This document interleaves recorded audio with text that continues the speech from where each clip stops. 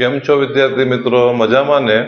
આજે આપણે ધોરણ 8 થી લઈ અને 12 ધોરણ માટે ઉપયોગી થઈ શકે તેવા વિસ્તરણના દાખલા આપણે શીખવાના છે. તો વિદ્યાર્થી મિત્રો, અહીંયા x વત્તા 8 નો વર્ગ આપેલું છે, તો આનું આપણે વિસ્તરણ કરવાનું છે.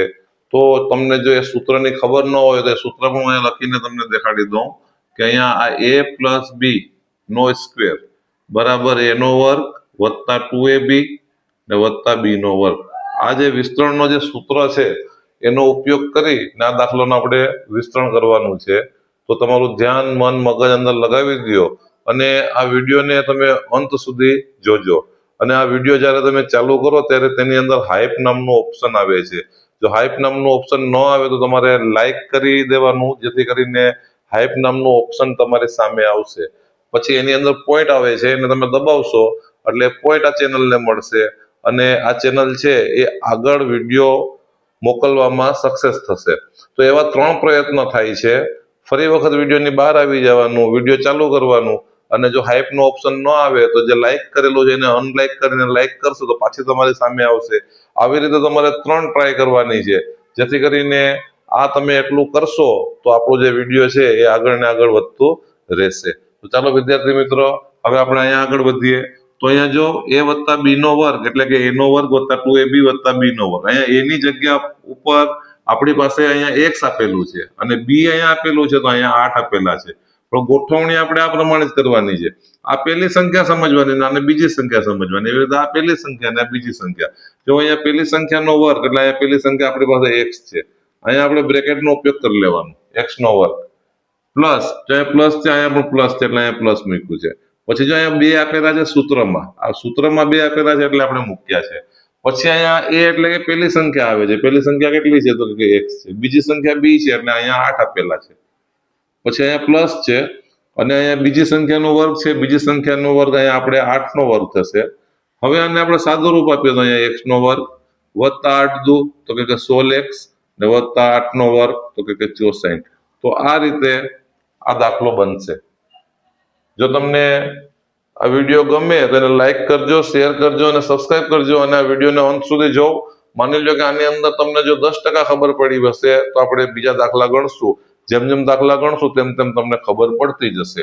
જો અહીંયા બરાબરની નિશાની કરવાની. પહેલી સંખ્યાનો વર્ગ, અહીંયા પહેલી સંખ્યા 2x આપેલી છે, 2x નો વર્ગ. એબીસીડી ના અક્ષર પણ સાથે લઈ લેવાના અને બ્રેકેટની અંદર એ સંખ્યાને મૂકવાની છે. વર્ગને બ્રેકેટની ઉપર મૂકવાનું છે. બ્રેકેટ એટલે કે કૌંસ, એની ઉપર મૂકવાનું છે. અહીંયા પ્લસ છે તો અહીંયા પ્લસ મૂકવાના. સૂત્રમાં અહીંયા 2 છે એટલે આપણે 2 મૂકી જ દેવાના છે. પછી અહીંયા 2x છે તો કૌંસની અંદર 2x મૂકશું. પછી અહીંયા 5 છે તો અહીંયા 5 મૂકશું અને વત્તા 5 નો વર્ગ. ટૂંકમાં આ જે પહેલી સંખ્યા છે અહીંયા લખવાની, એનો વર્ગ કરવાનું. પછી અહીંયા પ્લસ કરીને 2 મૂકવાના. પછી આ બંને સંખ્યા બ્રેકેટમાં બાજુમાં અહીંયા મૂકી દેવાની. પછી અહીંયા પ્લસ કરીને અહીંયા જે બીજા નંબરની સંખ્યા આપેલી છે એનો વર્ગ અહીંયા આપણે મૂકી દેવાનો છે. હવે જો અહીંયા 2 નો વર્ગ કેટલો થાય? તો કે 4x નો વર્ગ વત્તા આ 3 નો ગુણાકાર કરવાનો. તો 2 દુ 4, 4 પંચા તો કે 20 અને એની સાથે x આપેલું છે એટલે આપણે x મૂક્યું. અને અહીંયા 5 નો વર્ગ તો કે અહીંયા વત્તા કરીને 5 નો વર્ગ 25. તો આ દાખલો ગણાઈ ગયો. કેટલો આસાન છે વિદ્યાર્થી મિત્રો. જો એના પછી ત્રીજો દાખલો જોઉં તો એની અંદર અહીંયા 3x નો વર્ગ, અહીંયા પ્લસ કરીને 2 મૂકશું. પછી 3x, પછી 11 ને પછી 11 નો વર્ગ. હવે અહીંયા 3 નો વર્ગ 9 અને x ની ઉપર આપણે વર્ગ મૂકી દેવાનું. અહીંયા પ્લસ કરીને આ બધાનો ગુણાકાર કરવાનું છે. તો 2 3 6 અને 6 ગુણ્યા 11 એટલે 11 6 તો કે 66x. અહીંયા વત્તા કરીને 11 નો વર્ગ એટલે 121. હવે એવી રીતે ચોથો દાખલો તો અહીંયા 4x નો વર્ગ વત્તા અહીંયા 2 મૂકવાના. અહીંયા 4x, અહીંયા 7 વત્તા 7 નો વર્ગ. હવે અહીંયા 4 નો વર્ગ એટલે કે 16 નો વર્ગ થઈ જશે, કારણ કે 4 નો વર્ગ 16 થાય ને અહીંયા x આપેલું છે તો x નો વર્ગ સાથે રહે એટલે કે 16x નો વર્ગ વત્તા આ 3 નો ગુણાકાર 2 ચોક 8 ને 8 સત્તા તો કે 56 અને સાથે x આપેલું છે તો 56x લખવાનું વત્તા 7 નો વર્ગ તો કે 49. કેટલા અવયવ વિસ્તરણના દાખલા વિદ્યાર્થી મિત્રો ઈઝી છે. આ અવયવ સ્વરૂપે આપેલું છે એમાંથી આપણે આને વિસ્તરણ કર્યું છે અને વિસ્તરણના દાખલા કહેવાય. એના આપણે લંબાવ્યા છે એના માટે. હવે અહીંયા આપણે બીજો દાખલો જોઈએ. તો જો અહીંયા પહેલી સંખ્યાનો વર્ગ વત્તા 2 કૌંસમાં પહેલી સંખ્યા બાજુમાં બીજી સંખ્યા વત્તા બીજી સંખ્યાનો વર્ગ. હવે અહીંયા 2 નો વર્ગ તો કે 4 અને y આપેલું છે એટલે y ની ઉપર વર્ગ મૂકી દેવાનો. હવે અહીંયા કૌંસ લખવાની જરૂર નથી. અહીંયા પ્લસ કરી ને આ બધાનો ગુણાકાર તો 2 દુ 4 ને 4 નવા તો કે 36 અને અહીંયા y આપેલું છે એટલે y મૂકી દેવાનું. પ્લસ કરીને 9 નો વર્ગ કેટલો થાય તો કે 81 થાય. આ દાખલો ગણાઈ ગયો. એવી રીતે 8 વત્તા 3 CD નો વર્ગ, આને આપણે ગોઠવણી કરીએ તો પહેલી સંખ્યા 8 છે તો 8 નો વર્ગ વત્તા અહીંયા 2 મૂકવાના, કૌંસની અંદર 8, બીજા કૌંસની અંદર 3 CD કૌંસ પૂરો વત્તા 3 CD નો વર્ગ. હવે અહીંયા 8 નો વર્ગ તો કે 64 વત્તા બધાનો ગુણાકાર કરવાનો છે. 2 8 તો કે 16 ને 16 તેરી તો કે 48 CD ને વત્તા 3 નો વર્ગ તો કે 9 C નો વર્ગ અને D નો વર્ગ. અહીંયા બે સંખ્યા આપેલી છે તો બંનેના ઉપર વર્ગ આવશે. એવી રીતે સાતમો દાખલો જો વિદ્યાર્થી મિત્રો, અહીંયા 3xy નો વર્ગ પ્લસ કરીને અહીંયા 2 ફરી વખત કૌંસની અંદર 3xy બીજા કૌંસમાં 1 વત્તા 1 નો વર્ગ.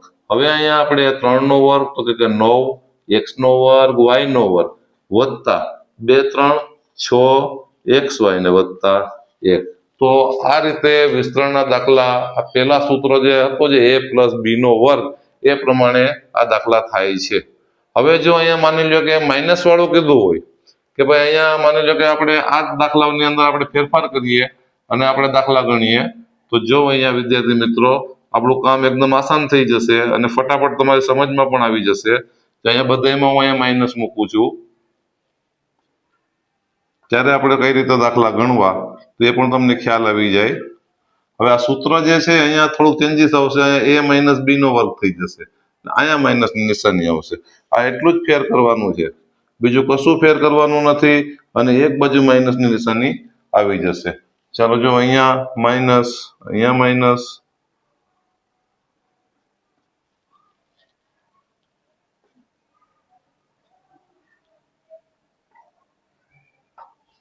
જો વિદ્યાર્થી મિત્રો હવે માની લો કે આ એના પછીના સૂત્રનો ઉપયોગ કરીને આપણે દાખલા ગણીએ છીએ. અહીંયા a - b નો વર્ગ બરાબર a નો વર્ગ ઓછા 2ab વત્તા b નો વર્ગ.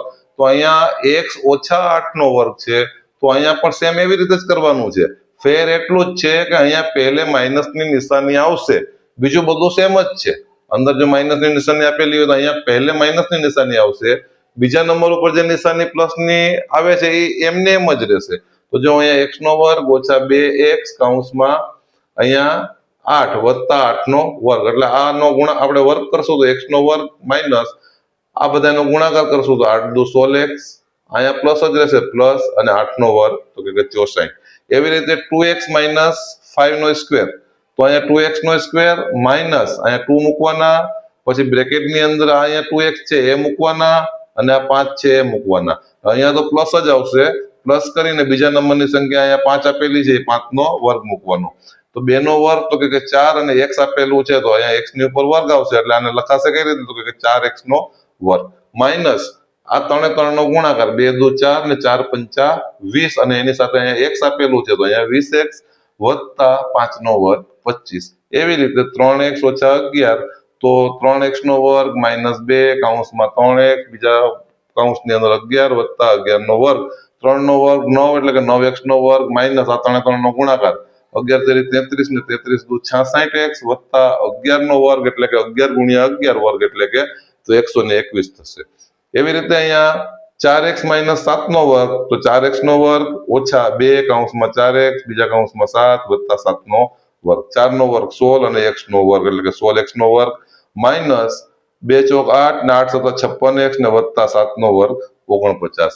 એવી રીતે અહીંયા 2y - 9 નો વર્ગ બરાબર 2y નો વર્ગ માઇનસ અહીંયા 2 મૂકી દેવાના, પછી 2y into 9 ને અહીંયા પ્લસ કરીને 9 નો સ્ક્વેર બરોબર એટલે કે 2 નો વર્ગ 4 y નો વર્ગ થશે માઇનસ આ બધાનો ગુણાકાર 2 દુ 4 ને 4 નવા 36y ને વત્તા 9 નો વર્ગ 81. એવી રીતે છઠ્ઠો દાખલો 8 ઓછા 3 CD નો વર્ગ તો 8 નો વર્ગ ઓછા 2 કૌંસમાં 8 બીજા કૌંસમાં 3 CD વત્તા 3 CD નો વર્ગ.